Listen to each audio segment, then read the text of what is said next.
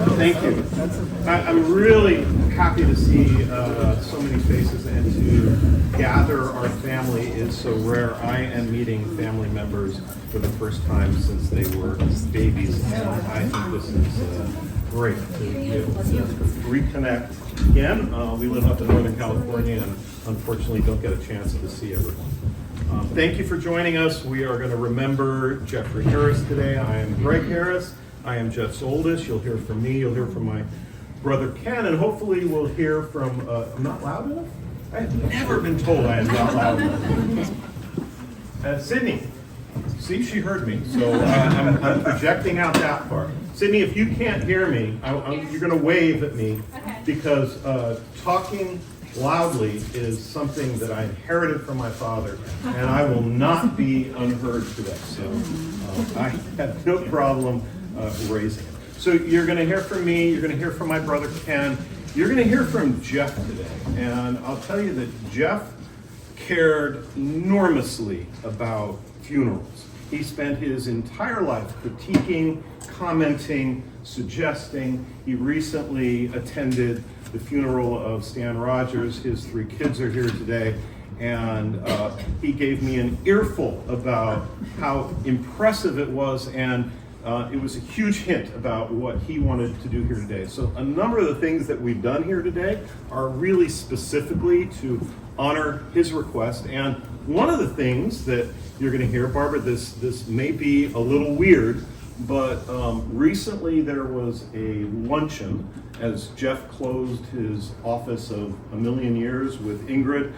And Ingrid recorded a video of Jeff saying some short remarks. My son Scott last night took the remarks that Jeff wrote, and by the way, 3,300 words, it would take me a half an hour to read them, and used AI to, so if we're lucky today, we will hear Jeff's final words in something very close to Jeff's voice.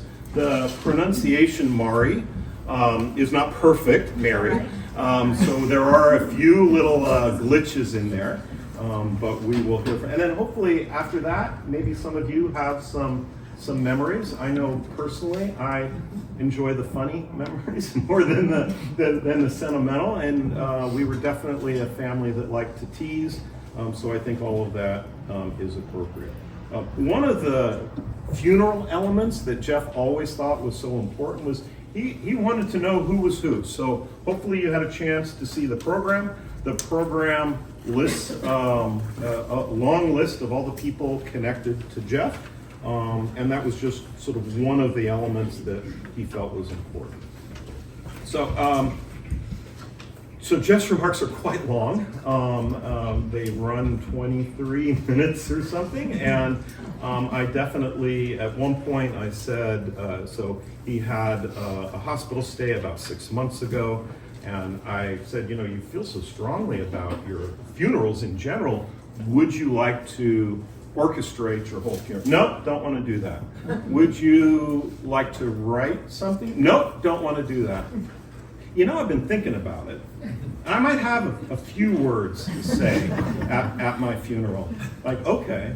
And then I get this envelope in the mail that sort of landed on the kitchen table with a thud.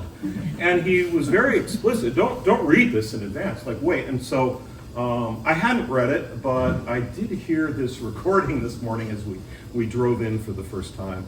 So I pushed back and I said, this is really long. I don't know. This is what it is. Did you want me to edit? No, don't edit it. Okay. A few months later, I've made some edits, and a few months after that, a few more edits. So he worked hard on this. This is his request that we all listen one last time to what he has to tell us. All right, so, and then assuming that the sun is still in the sky when we finish all of that, anybody else that wants to share their thoughts, that would be great. Devin, Jeff's grandson, will be recording this, and hello to all of those who can't attend. I hope that this video is a small replacement. And then at the back of the program, you'll notice there's a very small QR code, and we have a few photos there. We will put our words there. We'll create a little mini memorial for him that includes this video. Give us a week or so. But if you want to hear Jeff's words over and over again, you are welcome to do so. All right, so let's get started with some words from him. I know that my brother Greg is going to share some memories, and Godfrey himself wrote what he thought you should know about his life. So I'm here to talk about Godfrey as a father and the lessons that I learned, both good and bad, from being his son. My father taught me the importance of family. He taught me that your family comes first and that we support, encourage, and yes, kibitz about each other. He loved to tell stories about the family, especially the ones that involved him. He loved to listen to the family riddle and wasn't afraid to mix it up. Even after divorcing my mother, he always wanted to know about what was going on in her life and truly cared about her well-being. Once you were in the family, you were in the family for life. If you ever wondered whether or not you were in his good graces, you could tell by the number of articles you received in the mail. His love language was postal. I know his 3 sons were a source of pride and consternation throughout his life. He was always proud of our accomplishments, whether getting a good grade or getting in a good college, to accomplishments on the sports field or on the job. He would proudly share with others what his offspring were up to, and once grandchildren entered the picture, he once again was eager to hear about their accomplishments so he could brag about their successes of his family to any and all. While his pride showed often, his frustration and disappointment in his children and grandchildren were equally present. I'm sure my sibling, as well as my children, can share stories about a time Godfrey raised his voice or shared his honest feelings towards you or something you had done. I still remember the shout of disbelief when I got my ear pierced, the look of derision when I got a tattoo, or a disappointment when I decided I needed to withdraw from college to regroup. I know that he was always trying to please his father, but that was never my motivating factor, which only added to his frustration. While some might have seen it as a negative, I like to think of it as just his way of showing he cared about me. When I became a father, I had a chance to reflect on my own father and the choices he made as my brothers and I grew up. Some of those choices I embraced, while others I knew were not going to be a part of my parenting. Caring about the family, their well-being, their education, and supporting their future are all things that I've strived to do. Putting work over family, being inflexible, and spending beyond my means are all things I have effectively tried not to do. For good and for bad, his legacy lives on in me and down to my children. I carry a lot of my father with me. My love of sports can be directly connected to my father. He was my first basketball coach at age 5. I can still hear him yelling courtside, "Hands up, Pelicans!" every time our opponent took a free throw. He took me to sporting events here and abroad. I won't ever forget strolling down a quiet London street, turning left into a small doorway, walking down a short hall, and suddenly being in a soccer stadium ready for an Arsenal game. With Paul's death. I like to think my math skills were fine-tuned at Santa Anita. He shared his passion for teams and his love of a little action on the game with me.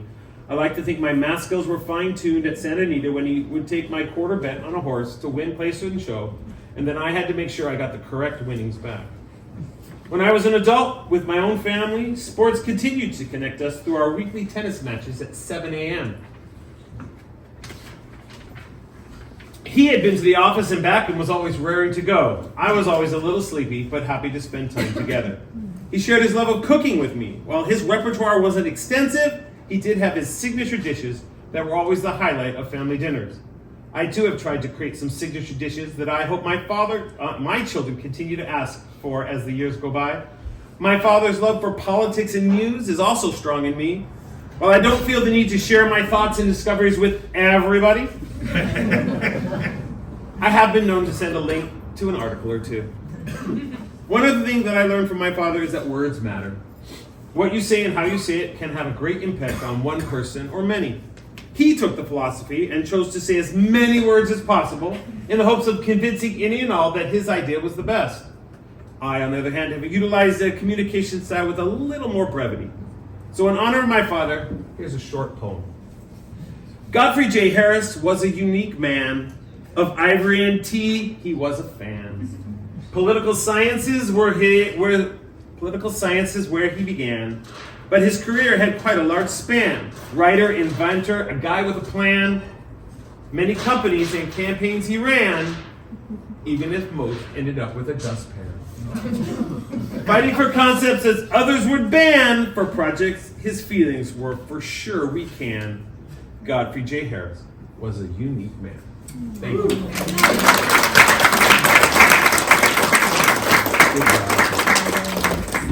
So let's start with some history. Jeff was born in 1937. He was born at home to his parents, Victoria. Still can you hear me out there? Oh, yes. Okay, Victoria and Alfred. Then they gave birth in their home, and it was Alfred's job to, after the birth, to go into the county facility and to register the birth. And as he left the house, the child's name was Jeffrey. When he registered the name, it became Godfrey. When he got home, assuming he was let back into the house, there was a fight that ensued. And at that point, he was banned.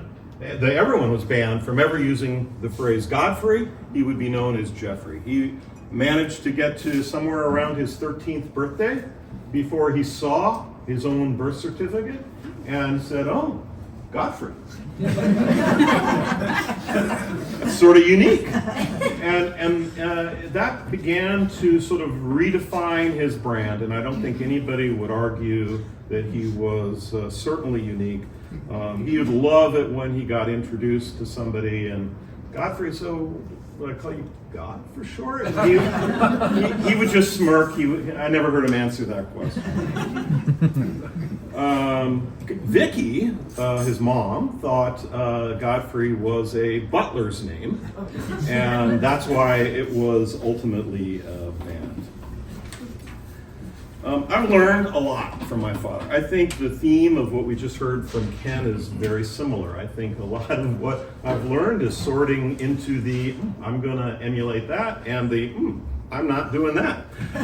So there was fight. There's no arguing that with everything he did, he brought passion, he brought energy, he brought commitment, and he brought this to thousands of projects. And we start just reliving all these different projects, and I've forgotten in the car coming in, Scott, my son Scott, reminded us of his high school, what was it called? The high school project.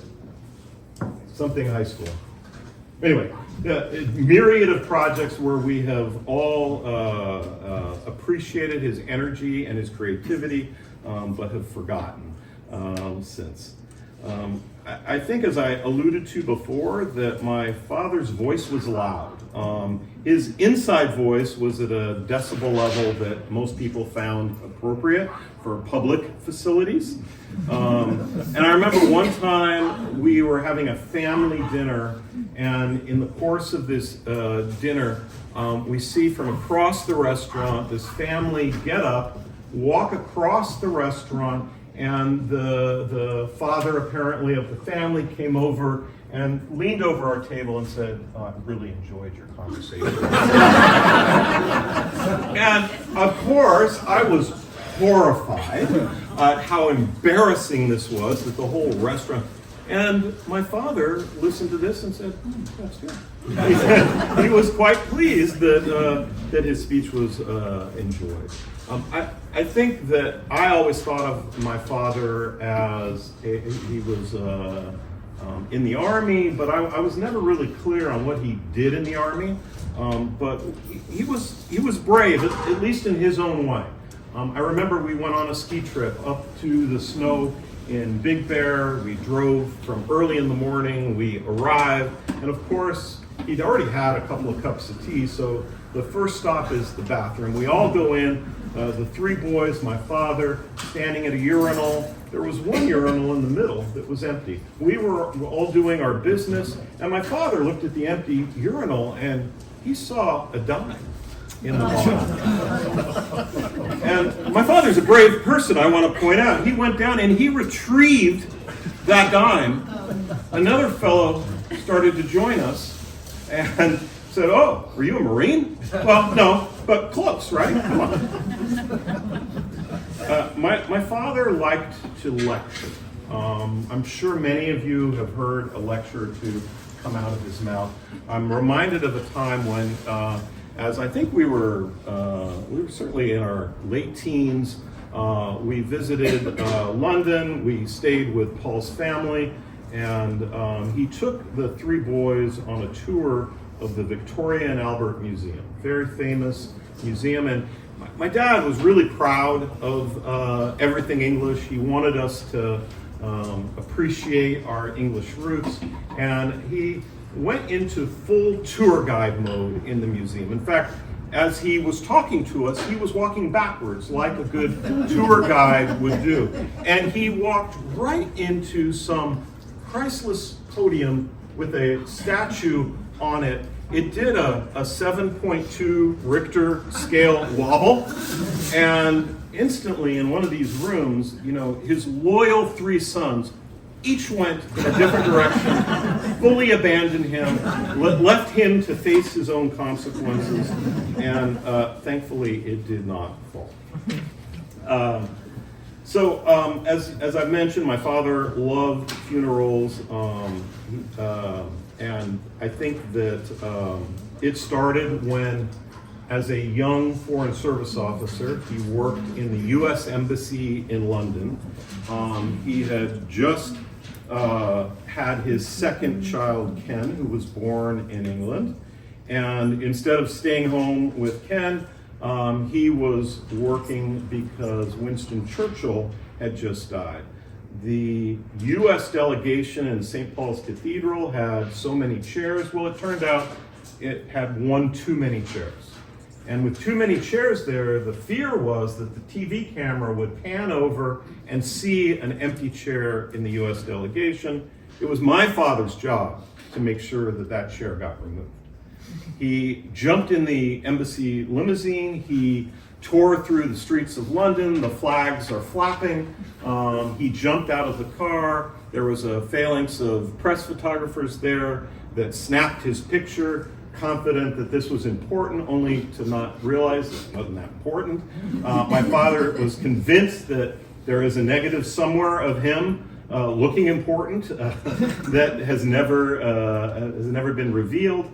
And that was his claim to fame. He does not ask to actually sit in the empty chair, but that's another thing. But ever since then, I think he has had a lot to say about funerals. One of the things that I know he hated about funerals was he didn't know who everybody was. So we're gonna try something today. We're gonna go around the room. I want everyone to take 3 seconds, no more than 3 seconds. Do not pull a Jeff here. It's 3 seconds, your name, and in a sentence or less, your connection to Jeff. Oh, great. 3 seconds is up, sorry. Oh, good, that's great. This is Jenny. Jenny DeKovener, Michael DeKovener's wife, and Michael is... Michael DeKovener, Awesome. stepson. Kenny Rogers, one of Stan Rogers' children, is our ancient investments. All right, we're rolling. Anita Brandt Burgoyne, wife of Scott Harris, nephew. I said I should start with Scott and then go to be easier that way. Scott is covered. She does all my talking. Scott Harris, oldest nephew. Working backwards. Steve Rogers, sweet mates with Jeff Awesome. Rogers and Harris. Vinny Lee, great uncle. It's my great. Awesome. Good job. Lily Lee, who's mom. Kevin Harris, grandson. Mary Hanley, Kevin's wife. Scott Harris, grandson. We'll go back in a sec. Eve. Daughter-in-law. Greg is my Brother-in-law. brother-in-law. My sister. Sydney from the back. Sydney Gleiberman, great uncle. Vicki Harris, Gleiberman, uncle. Ethan. Ethan Ritz, Sydney's Perfect. boyfriend, great uncle. Awesome. Great uncle. Go Barb. Barb. Barbara Silberg, I was his sister-in-law. Excellent. Mason Lee, he was my great uncle. Correct. Spencer Lee, he was also my great uncle. Awesome. Bob Silberg, Marty Marcus. Great. Michael Levy, Michael Harris, who was next brother. Excellent. Holly Schiavelli, friend and neighbor. Awesome. Thanks for coming. Oh, we're gonna come back in here. Yes, right here. Me is Lucy Rivas, Harris family is forever. Yeah. Eloda Linehan, I'm Barbara's friend, and I knew Jeff through Barbara and since like the early 1990s. Awesome. Thank you. Sorry, you good? Yes. What? Okay, yeah, Tell them I got you. Kate Timmons. Friend of the family. Awesome. Susan? Susan Rogers, daughter of Stanley Rogers, and fan of the family. Awesome. Terry Swanson, I worked with Jeff for 3.5 years. Ingrid? Oh, I answered the phones for Rogers and Harris and for Jeff and did whatever anybody wanted.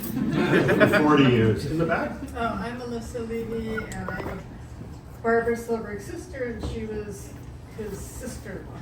Awesome. Brooke? Brooke Harris. Jeff was my uncle. Awesome. Ruth Kovner, Mary and Michael are my brother and sister. Awesome. Pierce McDonald, Sam Barkey's husband, Hey, you guys just sit grandchild's spouse. Sam Barkey's step-grandson. Awesome. Oh, I'm Aurora, Barbara's caregiver, but I always assist Sir Jeff to make tea 4 times a day. I was going to say, only 4 times a day. Feeling very bad in the back? Jackie, Greg's wife. Hi, Jackie. I don't know if I heard. I met you before. I'm Lillian. Jackie's mother. Jackie's mom. A full list of family friends. And just to stop on Paul for a second, he's going to hate me for doing this, but when my grandparents went on their honeymoon in Venice, they met Paul's grandparents. They became best friends, and then they both had kids, and Paul's mother, my father, became best friends, and I'm so happy that you're 3 seconds. That was my time. Ending my time. Evan Klinger, brother-in-law of Ken Harris. Maya Harris, granddaughter. Eugene Kim, family friend. Yvonne, Eugene's wife. Devin, grandchild. We're gonna end over here. Ken, we know Ken you. Harris, son. Barry. Barry Gleiberman, husband of Victoria Harris Gleiberman. Awesome.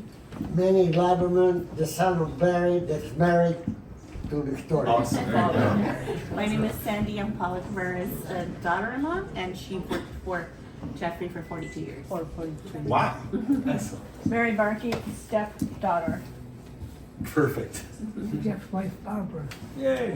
You can have more than 3 seconds. So we'll come back, Barbara. If there's more that you want to say, we will definitely make time for that. Okay, let's finish off on the crowd, on the couch. Thank you.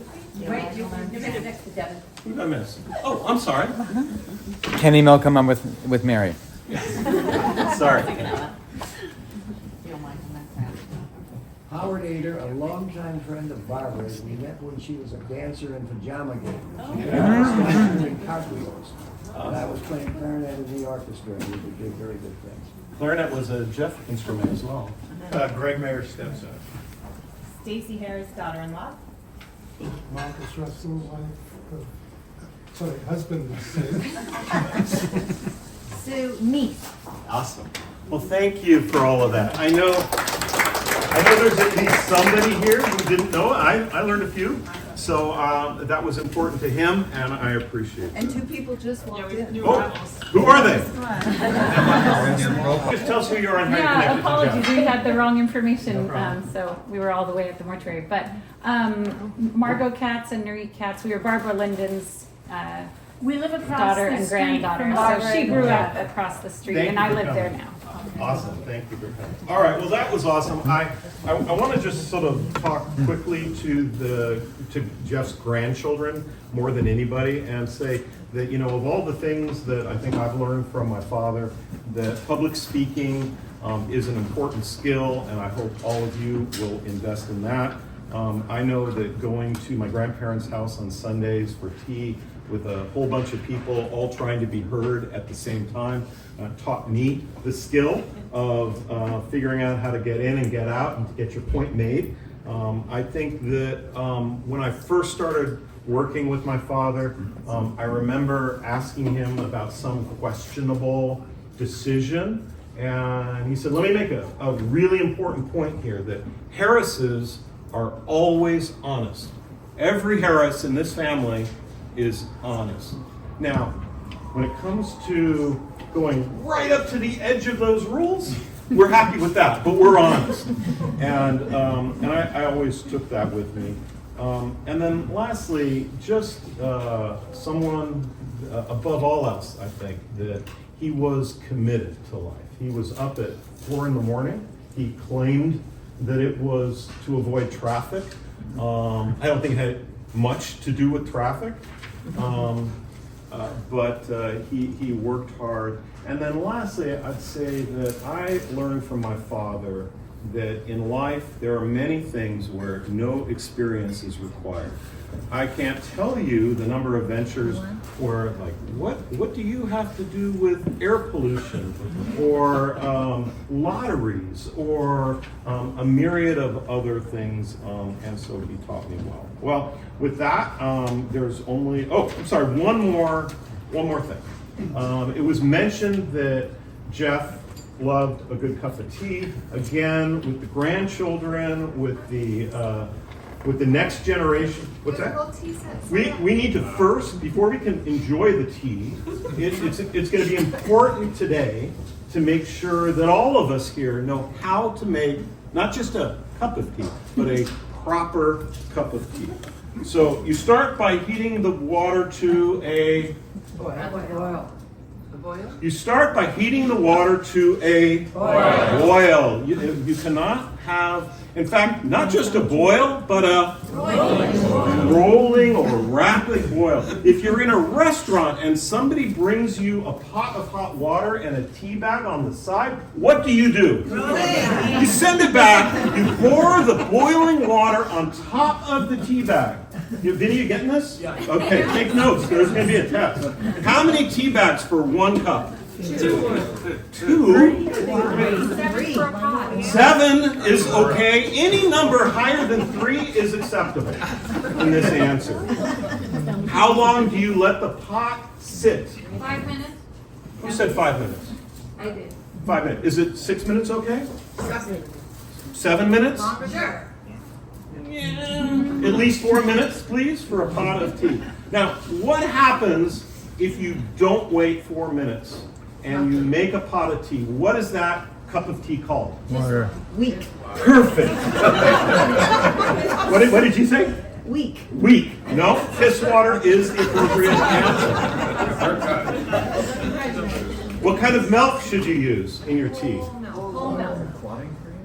See, this is an interesting one because 2%. Half and half. definitely not half and half. Cows. It's got to be cows. Okay. So this is one where it always used to be 2%, as far as I'm aware. Later in life, if you're over the age of 80, it is acceptable to use 1%, but not until you're 80. But now it's lactate, so that Chloe can also drink the same milk. 2% left. Now, he got weak in his old age. That's all I can say. The perfect color of a cup of tea. Okay, I'd say khaki, maybe. With 100 sweeteners. I would say with 100 loppers. And what kind of sweeteners? Ideally ones that are banned in the U.S. and that cause cancer. And then you've got 5, 6, 7. Yeah. What color? That big. Yes. And at least 5 or 6. And how many times a day are you to repeat? There you go. Oh, yeah. Also called blockers, affectionately. My brother Ken used the word brutal. Raise your hand if you know what the word brutal means. I've never heard that. Gossip. That's not easy. Brutal means gossip, family word. But so okay, you are now all educated. It is time to hear from the man himself, Scott. Oh wait. Put the milk first, sorry. Excellent. You cannot put the milk in. First rule. Put the milk in first, the tea in second. Barbara, any of this sound wrong? All right, let's see if we can hear from, were you able to work it out? Let's go. We're going to now hopefully hear an AI version of Jeff. This is 20 plus minutes long. Lily, where are the restrooms in case people need an intermission? There's a bunch. So there's Go find them. first door on the right. To the right. First door on the If you need to walk out, no one will be insulted, not the AI machine. This is Lily's youngest son, Vinny, and my younger son, Scott. Dr. Scott. This is what he wrote, 3,300 words worth. I said, is this a eulogy? Is it an autobiography? Is it an obituary? And his answer was yes. I said, did you want my help shortening it a little bit? No. Did you want to say something a little more personal? No. Okay.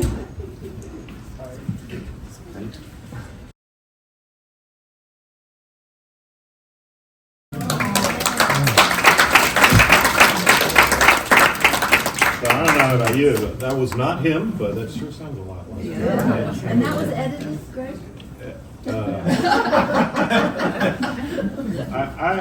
I did try to encourage him to maybe shift the topics a little bit, but thank you all for sitting stoically and listening to his final words. And now it's just, if we want to open it up, I'd like to start with my niece Maya, who I know has something to say, Jeff's granddaughter. We'll start with there, and then anybody can join in and share a thought or a memory. Hi everybody, I'm granddaughter Maya. I wrote a little something, I guess, in the theme of today. I wanted to share a few memories and think a little bit about what I've learned from my time with Godfrey and having him as a grandfather. So I think, as many of us know, Godfrey was a man of tradition and routine. We've already talked a bit about how much Godfrey cared about his family and about preserving our traditions and our history. And on a personal level, we know he loved his routines. We've already heard about the art of making a perfect cup of tea, which he must have done thousands of times in his life. Waking up at 4 a.m, those were all his own personal routines and traditions that he valued. And so when we were kids, my brother and I used to go sleep over at Barb and Godfrey's house pretty frequently. And in my memories, these sleepovers all blend together a little bit because we would do almost exactly the same thing each time. But those routines and traditions are what I remember most now. And they've become so emblematic to me of the happy times that we spent together in my childhood. The sleepover would always pretty much start the same way. In the afternoon, we would go swimming in their pool, which was always freezing, even in the summer. Godfrey would let me and Devin climb all over him and hit him with pool noodles. And then Godfrey, without fail, would always lose his blue contact lenses in the blue pool, and then he would send me to go find them for him. After swimming came a lesson on the value of a hard day's work, which we know Godfrey cared about a lot, where Godfrey would get out his dozens and dozens of handkerchiefs, and he would pay me a few cents to iron each one. So then a few hours later, it was time for dinner. And my dad mentioned he had his special dishes, so he would always make us fettuccine alfredo, one of his specialties. And then we would always beg to know what was for dessert. And all he would say always was, wait and see. And the dessert was always the same thing, which was a Jell-O mold with like canned fruit inside, delicious specialty. And we always knew it was going to be Jell-O, but we had to play the game of wait and see because that was critical.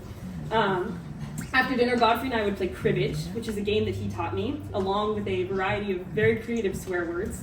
Our time together. And then in the mornings, we would embrace our British heritage by eating soft-boiled eggs, or eggy in a cup. And if you aren't familiar, basically you soft-boil an egg, you crack a little hole in the top, and then you eat the yolk by like dipping little fingers of toast inside. And then my brother and I had a whole tradition gimmick that we would do where you finish the egg and then you flip it over so that you can't see the hole anymore, and then you have to pretend that the egg is disgusting and you don't want to eat it. And we could barely make it through this game without cracking up every time, because even after doing this dozens and dozens of times, we thought it was hilarious. And then Barbara would always make us waffles, and then the four of us would all do the crossword together. And so these traditions were very silly, they didn't take a lot of effort, and they were really important only to the four of us. but they were so important to us, and they stand out as some of the strongest and most fundamental memories from my childhood. And I know that Godfrey often worried a lot about his legacy. We just heard 25 minutes of that worrying. And he often felt that he didn't do enough in his time or he didn't leave enough behind him, but I think a lot of us in this room would probably beg to differ, and I would too. And I may not have learned from him exactly what he wanted to teach me, but he has been hugely influential on my life. And I didn't decide to go to Stanford or decide to live in England because of him, but learning about his life and his history and the history of our family made those experiences much more meaningful to me. And I think what I have learned from him and his life is that those everyday traditions and rituals do matter, and that being one small part of something bigger can be enough to make a great life. I will miss him a lot. I think I will think of him most in the little things. Every time I see a Mounds chocolate bar, and I will remember how he used to come to our house on Halloween and bribe the children of our neighborhood to bring them to him. When the family all gets together around the holidays and we open presents and nobody yells at us to only open one present at a time. When something exciting happens in the aerospace industry and I don't get an article in the mail a few days later. Yes, so I will miss him a lot, but I will always feel so lucky for the time that we had together.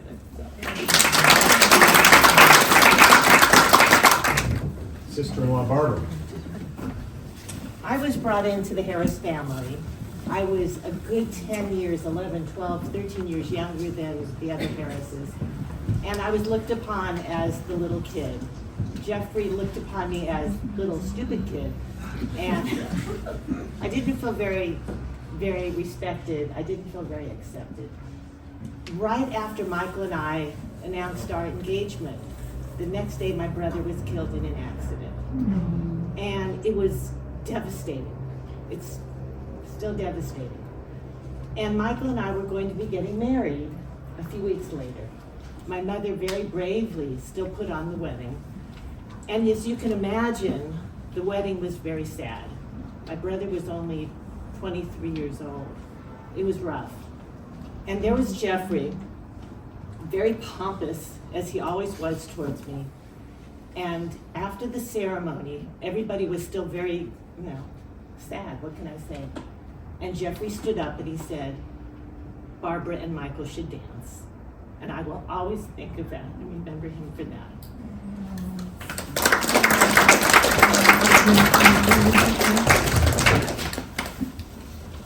I don't think I'm ever going to be able to go skiing again without hearing the echoes of my father, who would, every turn, he would remind himself, attack! And he would go down the hill, turn after turn, attack! Oh. Anybody else have any thoughts they'd like to share? I'll say it. Yeah, please. Sam Barkley and Godfrey's step-grandson. I think we had a pretty unique relationship. Godfrey was one of the only people where every single morning, and mind you, I lived on the East Coast, so Eastern time, when I would get to my office at 7 a.m., I would have an email every single day waiting for me from Godfrey, whether it was some political article he thought I might be interested in, something in Ivory, a one-pager he wanted me to pass along to someone in the administration, but that's something that I really look forward to every day, reading those messages, and something that I'll miss. He's a really good guy and enjoyed being a part of his life. Did he move you politically at all? No, I think I moved him a little. Oh my God. I'll do one little. Lily, Little. thank you. We didn't always get along when I was younger. We had a few issues of our own. But then once my dad passed away, he was so lonely for him, and he just missed talking to him. And he said, I have not had one day in my whole life where I haven't spoken with your dad. And so he and I just started getting together, and we would go out to lunch, just the two of us, and we would just chat. And it was like a tea time with no one else there except for the two of us. We would gossip about family. We just talked about everything. And he had his inventions, and my husband and I distribute a gift to the whole neighborhood every single year. And I would show him the letters I would, write that would accompany the gifts, and he would critique it, and he would take out his pen, and he would, no, not this, not this. And he's like, hey, wait a second, you give out, kitchen items usually every year. what do you think of this tools for tasting that I invented? And I was like, huh, all right, and so we started talking about it, and I ended up buying 11,000 of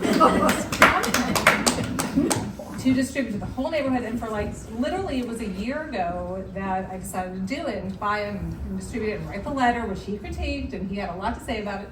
But what was interesting to me was that he was like, I just want to know what people think of it. I just want to be around to hear the comments. He just wanted to hear what people, had to say. And I was like, when I bought them, I was worried, he had really advanced cancer. And this was, a year and some odd months ago. And I was like, I hope that you are.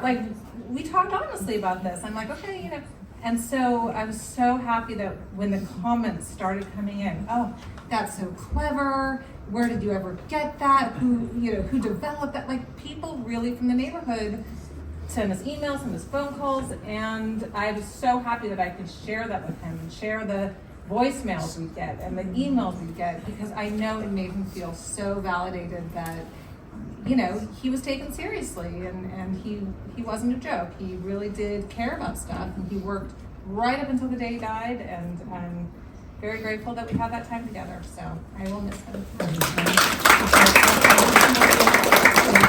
I was down here a week before he died with my son Kevin, and he retold that whole story to me that you just told. So, really? He was quite appreciative of that. Susan, I think, might have a poem. Sorry, two Susans. Back also Susan. have a short. Oh, okay. Who's first? Cousin, niece Susan first. I'm first? Yeah, go ahead.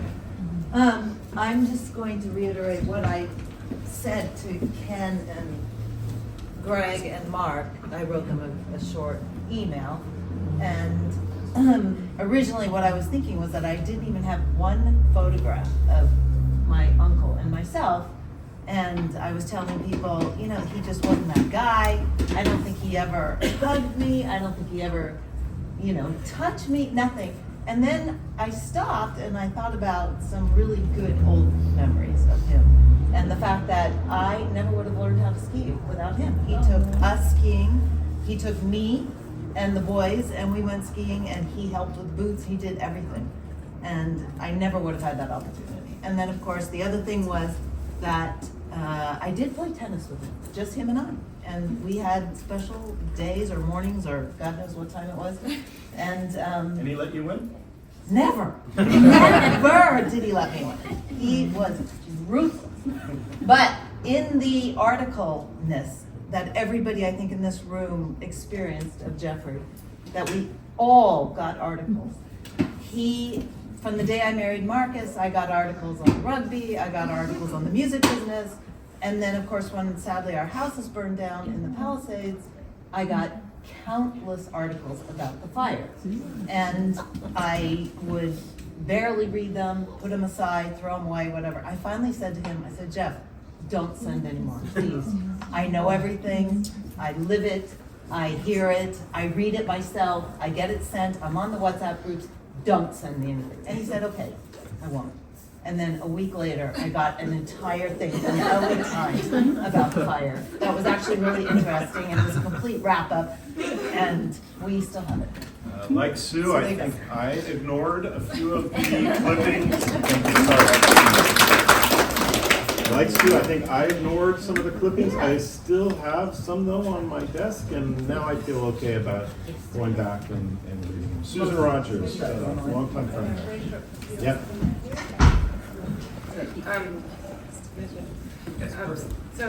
For me, Jeffrey was a maverick, a mystery, and a Renaissance man in the style of Leonardo da Vinci.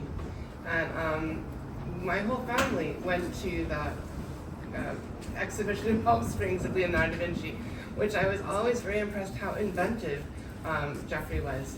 When I would go to his office, which was at 540 Sepulveda, it was like going into a space of hidden treasure, and I was always extremely impressed by his wall of fame. He had these pictures. I don't know how he collected them from leaders all around the world, and letters that he had written to them. That really truly impressed me. But what really stays with you the most is how generous or hard he was in, as you're saying, in sharing information. And there two things come to mind. One for me was his voter guides. He would collect all this information and then send it to people on the different ways of voting. And I was just thinking to myself, how am I going to know what to vote for now? It's going to really be a problem. And then the second thing was he would send clippings to me on poetry, because he knew I was a poet. And he would address the envelope, Susan Rogers, poet. No one ever does that. So I never had the chance to thank him for this generosity of heart, so I'd like to thank him now. And I just heard from Ingrid that luncheon that he went to, he was thinking, where is Susan? At the time I was in Japan, and I guess it turned out he wanted a poem from me. So I feel kind of a little crestfallen. So I thought, well, maybe I could kind of come up with a short one now, like a, it's a Japanese version of haiku. And you read haiku twice, and it kind of connects to the idea that I guess it was just this past Tuesday was a big rain, if you could imagine the heavens, kind of storming over his leaving us. So the haiku is, January rain, under a pot of English tea, his final voter's guide. January rain, under a pot of English tea, his final voter's guide.